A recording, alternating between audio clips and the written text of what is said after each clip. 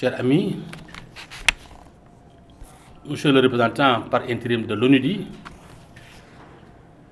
monsieur le président du CDS, cher ami Babacar, madame la directrice générale de l'ADPME, ma chère sœur, merci d'être venue, monsieur le représentant de la DDSP, malheureusement elle n'est pas là, mais elle est bien représentée, mesdames, messieurs les directeurs généraux, directeurs nationaux, chefs de service, monsieur le coordinateur du PDR, Ousmane, mon cher ami, et tous les experts du PDR et les experts ici présents du comité donc, qui accompagnent le PDR, monsieur le professeur, merci d'être venu.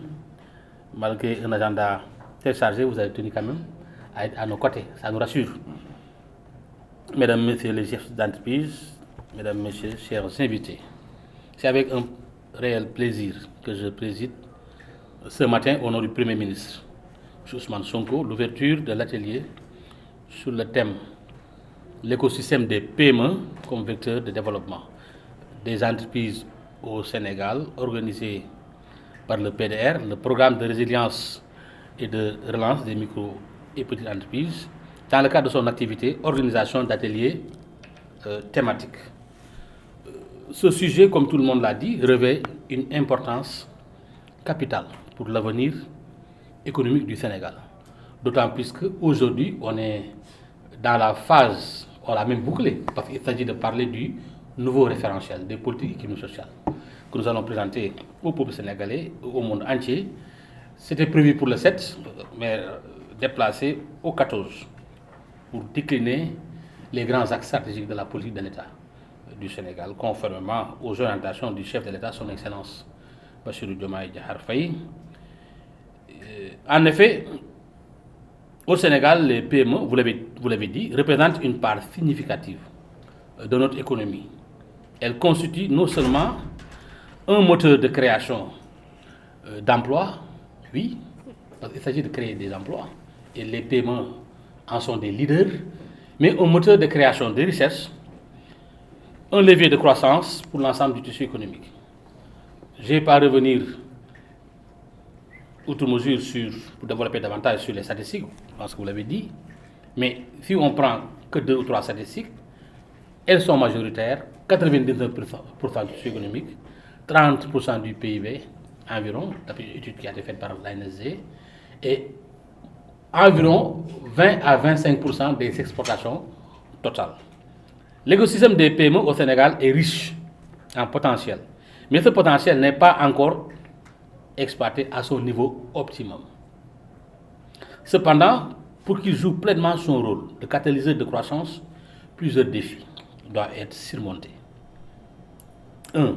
Il est nécessaire de renforcer la synergie et la cohérence dans les programmes mis en œuvre par les structures d'appui d'encadrement, les ministères, les collectivités territoriales, en relation avec le secteur privé et les partenaires, pour une plus grande efficacité dans les résultats.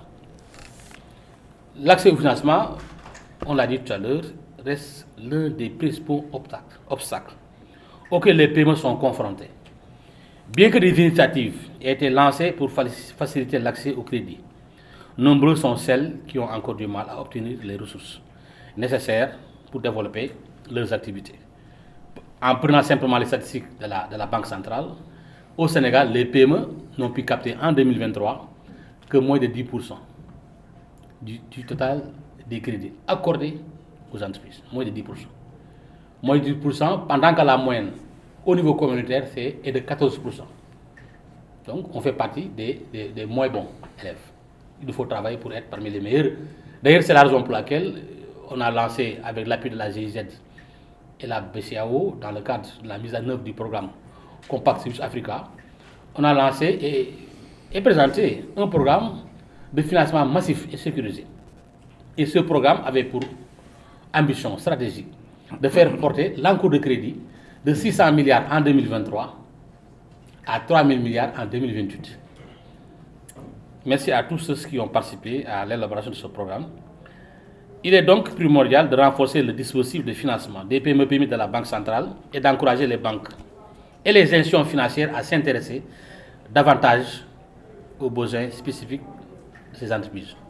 Je pense que le ministre en charge des PME a du pain sur la planche parce qu'aujourd'hui, il s'agira de mobiliser les institutions financières autour de ces problématiques de financement des PME.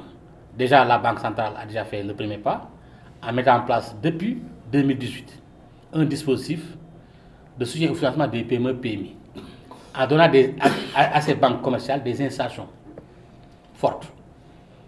Concrètement, il s'agit par exemple pour la Banque centrale d'ouvrir son guichet de refinancement de façon automatique aux banques commerciales qui financent les PME. Et la formule, le schéma proposé par la BCEAO, pour chaque financement accordé, la Banque centrale donne 90% de l'encours de crédit aux banques commerciales. Bon, il n'y a pas peut-être des représentants des institutions financières. Elles me diront que ce n'est pas suffisamment incitatif, mais je pense que lorsqu'elles demandent à s'installer dans notre pays, ils ont l'accompagnement de l'État, en particulier le ministère de l'Économie et des Finances, mais également ils ont beaucoup de facilité. Il faut travailler en tout cas pour aussi faire respecter les exigences des banques commerciales. Parce que les banques, c'est des entreprises. Elles prêtent de l'argent qui ne les appartient pas du tout aux PME, aux ménages. Et donc nous devons veiller à ce que nos PME-là, au moins quand même, améliorent la qualité de l'information financière. Parce que c'est une préoccupation pour les banques. Le taux de défaut au niveau de l'UEMOA était évalué à 30%, c'est-à-dire ceux qui ne remboursent pas. 30%. Et ça renforce la frilosité des banques. Au Sénégal, 3% des banques ont des états financiers élaborés et certifiés au nom SYSCOVA. 3%. Parce que 97% sont dans l'informel. Comment voulez-vous que ce défi soit? C'est pourquoi la problématique de la formalisation, elle est encore d'actualité. Et les structures qui accompagnent les entreprises, le bureau de mise à niveau, l'ADPME, toutes ces structures-là que j'ai citées tout à l'heure, vraiment ont un rôle extrêmement important à jouer. Et d'ailleurs, dans le référentiel qui sera présenté, la problématique de la formalisation est prise au sérieux, très au sérieux. L'accès au marché, la commande publique y comprise, est une forte préoccupation exprimée par les PME. Le défi des PME face à la concurrence des importations est de produire et de mettre sur le marché des biens et services qui répondent aux besoins des consommateurs en termes de prix, de quantité et de qualité. Concernant la commande publique, le défi de la majorité des PME porte sur la maîtrise des règles et procédures de passation des marchés publics et sur la capacité à exécuter de grands marchés. Nos PME ont des difficultés, elles ne maîtrisent pas du tout. Une étude a été faite par l'ARMP, mais l'étude a révélé que les PME reconnaissent qu'elles ne maîtrisent pas les règles et procédures de passation des marchés publics. Donc, à des PME, Madame la Directrice Générale, à bon entendeur, salut. Vous avez du pain sur la planche. De plus, la question de la formation et du développement des compétences ne saurait être négligée pour avoir un capital humain, en tout cas une masse critique de capital humain de qualité. Parce que les PME ont besoin de collaborateurs qualifiés, capables de s'adapter aux exigences d'un marché en constante évolution. En investissant dans la formation et le perfectionnement des compétences, nous préparons la prochaine génération d'entrepreneurs à relever les défis de l'économie moderne tout en favorisant l'innovation. Un autre aspect crucial de l'écosystème des PME est la mise en réseau ou la mise en relation, que fait très bien le bureau de mise à niveau, que fait très bien la DPME, mais je félicite également que fait très bien le PDR. Les synergies entre les entreprises, qu'elles soient locales ou régionales, peuvent générer des opportunités inédites. En favorisant le partage de connaissances et d'expériences, nous renforçons la résilience des PME et leur capacité à innover. Les programmes de mentorat et de coopératives d'entrepreneurs pourraient jouer un rôle clé dans cette dynamique. Enfin, il est essentiel de promouvoir un environnement des affaires favorable aux PME. Monsieur le représentant de la délégation de l'Union européenne l'a dit, il faut lever toutes les formes de barrières qui bloquent les PME. Des mesures doivent être prises, oui, pour moderniser aussi notre administration publique et renforcer ses compétences, alléger davantage les formalités administratives et encourager la création d'entreprises et les investissements par des incitations fortes, ainsi que le développement des activités de commerce. Dans ce cadre, la ZLECAF pourrait être une opportunité à saisir par nos entreprises. Oui, il faut investir aussi dans l'infrastructure et les technologies numériques, tout ce qui est digital, tout ce qui est Internet très haut débit, sur toute l'étendue du territoire national, est également vital pour permettre aux PME de rester compétitifs sur le marché global. En résumé, l'écosystème des PME au Sénégal est une pierre angulaire de notre croissance économique. En soutenant ces entreprises, nous investissons non seulement dans notre économie, mais également dans notre avenir collectif. Ensemble, créons un environnement propice à l'innovation, à l'entrepreneuriat et à la prospérité de notre pays. Avant de clore mes propos, je voudrais féliciter très sincèrement le coordinateur du PDR, mon cher ami Ousmane Sy et toute son équipe pour l'organisation réussie de cet atelier sur une thématique d'une brûlante actualité dans le contexte d'élaboration du nouveau référentiel des politiques publiques du Sénégal.